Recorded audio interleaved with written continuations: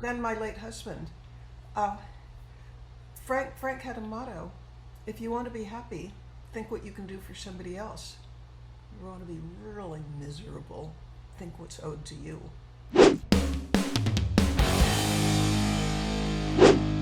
Hello, and welcome to Manopause.com, our Manopod series on podcasts with today's guest, Mitzi Perdue. Mitzi is an award-winning writer, journalist, and all-around great person. We love her to death. And, the one thing that I do want to mention, she's an anti-human trafficking advocate. And we will get into that on another segment. We're going to talk about Relentless today, which is a book that Mitzi just wrote about our great friend, Mark Victor Hanson. So welcome, Mitzi. Oh, perfect joy to be with you. And I love your premise, menopause. Yay. Yes. Do you think men go through menopause in life? I think that's above my pay grade. Wow. So, just a quick background. You went to Harvard undergrad and George Washington University for graduate school. My daughter went to GW as well. Ooh, yeah. And so you've done so many things in your life, but right now we want to kind of talk about your writing. And one of the first books that you wrote was about your husband, Frank Perdue, called Tough Man, Tender Chicken. And there's some interesting background on that. And for those of us that lived on the East Coast back then, I absolutely remember his commercials. Every Perdue chicken has one of these tags on it. And every Perdue chicken part has one of these tags on it. They mean you're getting fresh, tender, tasty young chicken. I make sure of that because both of these tags have my name on them. And right under my name is my money-back guarantee. Believe me, when it comes to chicken, I'm tougher than you are. And they were amazing. And I know there's a little segment in your book about how he came up with the idea of doing the marketing the way he did the marketing, because there were tons of chicken companies out there. And yet he managed to find a way to be unique to sell his chicken. So can you tell us a little bit about that? Oh, I'd like nothing more. Perdue, when he started, he was one of 5,000 chicken growers in this area. And yet he ended up today, his company is in the top 3 in the United States. And how did he get from here to there, or from there to here?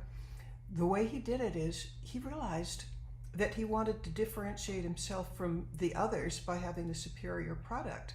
So he was all for getting the best birds, feeding them right and all of that. But that's expensive. And so he reasoned, I have to charge more for my chickens. Who will buy them if they don't know why they're better? And so he just made the connection. You got to advertise. You got to speak with the urban public who's going to be buying the chickens.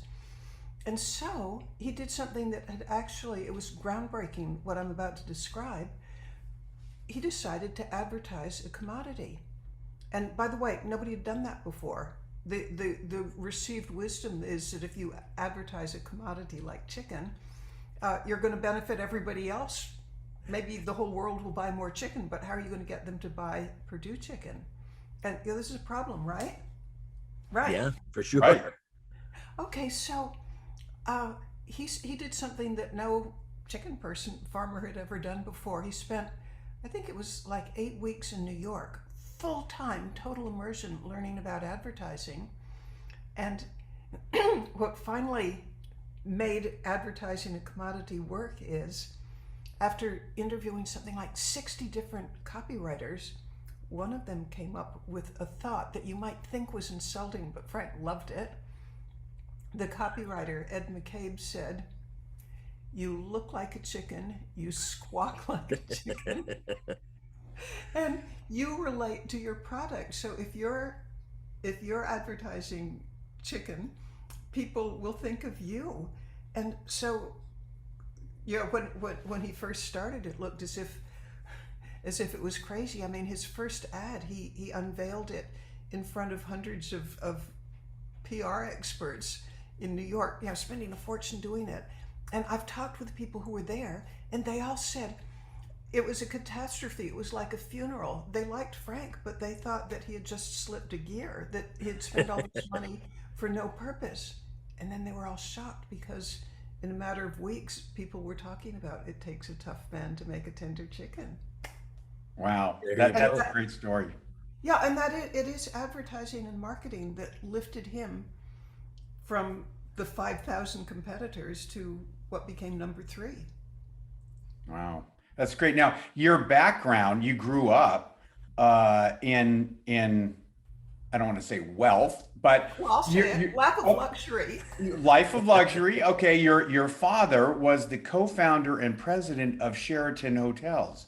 Now, did you guys live in a hotel or did you just visit?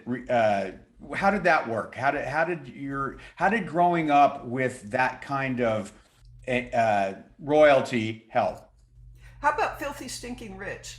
There you go. You know what? I love that. You can say that. I didn't want to, And yet Yeah, you I was Zoom kind in. of guessing that you can't say it, but I can. No, at the time of his death, he owned 400 hotels. This was not a poor man. Yeah. However, first to answer your question, I've spent a lot of time in hotels because he would travel with his family, and he'd visit all the hotels. So I got to see a lot of presidential suites. Woohoo! However, he had a very strong belief that he didn't want to spoil his children, and my mother was certainly on board with that. So we actually lived on a farm in Lincoln, Massachusetts. I grew up shoveling out manure from horses, and we had pigs. We grew corn. I had chores, and I think it was about 12 when I got the first clothes that weren't hand-me-downs. I had Wow. 4 older brothers and sisters, and since father didn't want spoiled children, and mother didn't either, if we wanted something, we were told, earn it. And we also we being my brothers and sisters and I, we also went to public schools. We went to a combination of both. In the end, like for preparing for college, private school, but we also went to public schools I think it was just so wise of him because we could have grown up in a bubble of wealth, and that's certainly part of it. But we also, like my best friend at age 12 was the daughter of a dairy farmer. Other friends were, somebody who worked behind the jewelry counter at, I can't remember the name of the store, Gilchrist perhaps. But I loved that our parents put a lot of effort into trying to prepare us to live outside the bubble. That's And great. I can't swear that they achieved it, but I can swear that Well, they you're tried. certainly no Paris Hilton, so that's a good thing. I'll take that. Actually, I'd love to meet her because I think she's about as beautiful as they make them. And True, she's done but a lot with her life, but boy, did we ever take different approaches to yeah, it. exactly. Yes, Exactly. exactly. I mean, that's a very nice, humble childhood that probably kept you grounded more than it might have had they not done that, which is great. Well, okay, a quick story, and if some of my friends hear this, I'll get in trouble. But Good. I can think. For example, I love using the subways. I have girlfriends of the debutante variety who wouldn't go in a subway, and I always go economy class. And my reason why is that say I'm just back from Ukraine. Woohoo! If I went first class, it would be about $10,000. By going economy class, it's $1,000. That means $9,000 that's available for me to give to charity. Good Mhm. point. Well, that's really great. That is Yeah. great. Well, So- okay, and that's my parents. But I've But- got to tell you that the Perdue family is the same way. Frank Perdue was totally against ostentation, and when we traveled together, this is a man who, he pretty much founded and was head of a Fortune 500 size company. We went in economy class because he and the family just doesn't see the point of spending money when you're going to get there just as fast economy. And that plus Frank was extremely interested in interacting with the average kind of person who would be buying his chicken. So I have a bet. Nobody can disprove it, so I'm going to win this bet. But I bet you that Frank knew the New York subway system better than almost any New Yorker. I mean, because that's how we always got around. And and for that matter, we also knew the subway systems of Tokyo, Moscow, Paris, London, because he, like my dear father, wanted to be as much outside the bubble as it's possible if you're, your nice, friendly neighborhood billionaire. Right. That's great to hear. It really is.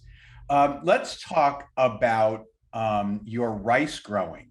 Now, you are a rice grower and the president of the American Agriculture for Women organization. Agri-Women, and it's Agri-Women, women okay. in agriculture. Mm-hmm. And I bet you're about to ask me, how's a nice grower like me end up being a rice grower? Wow. Right. You're a clairvoyant too. Yeah. Amazing. That was the next question. That's great. Gosh, I love it that you laugh. Yay. Yeah. Because I'm being a bit outrageous, but here goes. Okay, so I was a Boston debutante, but my father died at when I was 27. And it was unexpected. He died at 70 years old, heart attack, poof. And nobody expected him to go that quickly, which meant that suddenly at age 27, I have a great big inheritance. But since my brothers and sisters and I had all been brought up with the idea of being frugal and that we're stewards, that we're not there to buy yachts and racehorses, what I did with it was, I was living in California at the time. It occurred to me that to be a steward, I could just put it in the stock market, but it would be much more interesting to put it in agricultural land. Living in California, Davis, California, which is very much an agricultural land. I spent 4 years taking courses in things like rural appraisal, agronomy, agricultural accounting. And at the end of 4 years, and probably looking, I'm going to guess 40 different farms, I put my inheritance, or at least a good bit of it, into farmland. And smart idea. Did it? That's great. That's great. Yeah. I mean, imagine you can sort of have a feel for that agriculture is really important today. Prices going up and on and on. Back in '74, I don't think everybody was focusing on the value of farmland. So I bought land, good Lord, for like $700 an acre that in years later, I haven't followed it for the last 20 years, but 20 years ago, that land was worth $30,000 an acre. This was top prime agricultural land. Yeah. Wow. Well, I mean, that's it's an interesting concept, I think, for most people, because not every rich person, particularly people who, for lack of a better word, rich was the operative word. Not every stinking rich person, especially people who are trust fund kind of people, right? Are guilty. Yeah. Who think the way you think. I mean, we've had some experience with that in the neighborhood that we used to live in, and they tend to be quite selfish and demeaning, as if they had earned that money. And so the way you did things in terms of going out and reinvesting your money in meaningful things, I think is a real eye opener for people. And hopefully our audience is going to appreciate how different that is than a lot of the people that we see out there. Well, allow me to give a great big plug for both my father and my late husband. Yeah. I remember my father told me once, I could have been 8 or 9 or 10 or something. It was a Saturday, a beautiful summer Saturday. And there he was in his office in our home, going through ledgers and books and correspondence. And I asked him, you could be out playing golf with your friends. What are you doing? And he said, I'm looking through charitable requests. And he said, and then he told me the point of this story. He said, the greatest pleasure my money ever gave me was in giving it away. Wow. Yeah, see, that's great. Right. Okay, then my late husband. Frank had a motto: if you want to be happy, think what you can do for somebody else. If you want to be really miserable, think what's owed to you. Is that not good? Nice. Yeah. That's beautiful. That's Better to beautiful. give than to receive, as they say, right? That's Well, I'll right. share with you my motto. Okay. Gosh, I'm being pushy. Do you forgive me? No, we love it. absolutely. You're the guest. You get to say whatever you want. Oh, that means I get to take advantage of everything. That's right. Okay, my own motto is that success is measured not by what you can get, but by what you can give. Mm-hmm. Perfect. I agree. I think we don't want to use up too much of your time, so we want to get to your latest book, and you've written several books. We talked about Tough Man, Tender Chicken. I know you wrote one called The Farmer's Cookbook and stuff, but you have a new one out now called Relentless, which has just been released. And so we want you to tell our audience a little bit about not only what it's about, but what motivated you to write it. It's about Mark Victor Hanson, who I bet a lot of you know, and it's possible that you might not know that you know him. Mark Victor Hanson is the co-author of the Chicken Soup for the Soul series, and he's in the Guinness Book of World Records along with his co-author for selling more nonfiction books than anybody else on the planet. It's 500 million books. And I became friends with him. I don't know how it happened because I look up to him so much. I'm almost tongue-tied in his presence, but nevertheless, we often talk in the phone. And one day I asked, Mark, I'm a writer. Has anybody ever written a biography of you? And he said, no. And I said, what would you think of it? And he agreed that he would go along with it. And I wanted to write the book because Mark is, he may be the wisest person I've ever met. And also, I think it's a close race between him and my father and my late husband for being benevolent, for really wanting to help the world. And I thought, wouldn't it be great to write a book sharing his wisdom, some of the things that made him a success. And I interviewed, I think it's around 100 people, people who loved him, people who had been tangled in lawsuits with him, people who knew him when he was close to suicidal and bankrupt.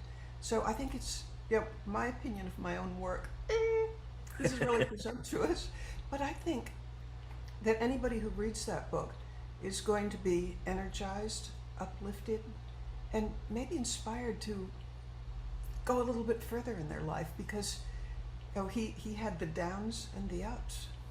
Mm-hmm. He's a great guy. I met him just recently, and Larry, both Larry and I did a podcast with him, and he is an inspiration. He is a jewel. This guy he's your best friend instantly, and he will call you and text you and turn you on to people like you, right? Where we met you through Mark, and he's introduced us to several great people.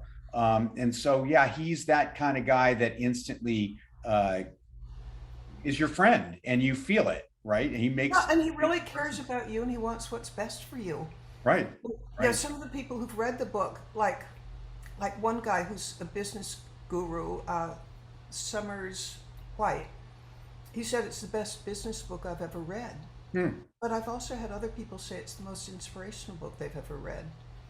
Now, I've had people say it's a page turner, that they couldn't put it down, that it changed their lives. It's, I'm pretty happy with this book. Oh yeah, I started to read it, and I think Larry's read a little bit more than myself.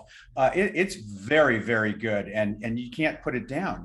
It's just, wow, this is a great book. So we will definitely be promoting it, and we love talking about people like you who are an inspiration to our viewers, and we really appreciate you taking the time to talk about that and your life. And when we come back, we're going to have a part 2 to this, because we want to talk about your anti-human trafficking advocacy, as well as your trip to Ukraine, which is eye-opening. Can I jump in, because you've already agreed that I'm the guest and I can do this?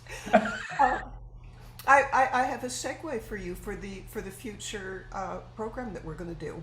Okay. And that is every penny of the profits or the royalties for the book Relentless and Mark Victor Hanson, every bit of that's going to anti-human trafficking.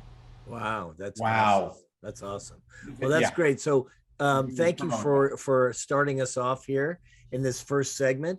And we encourage everybody to watch the next one, which is going to be about Mitzi's efforts to stop human trafficking and all the different things she's doing in the organizations that she's involved with. So thanks, Mitzi, for part one here, and we'll talk to you soon. I look forward to it.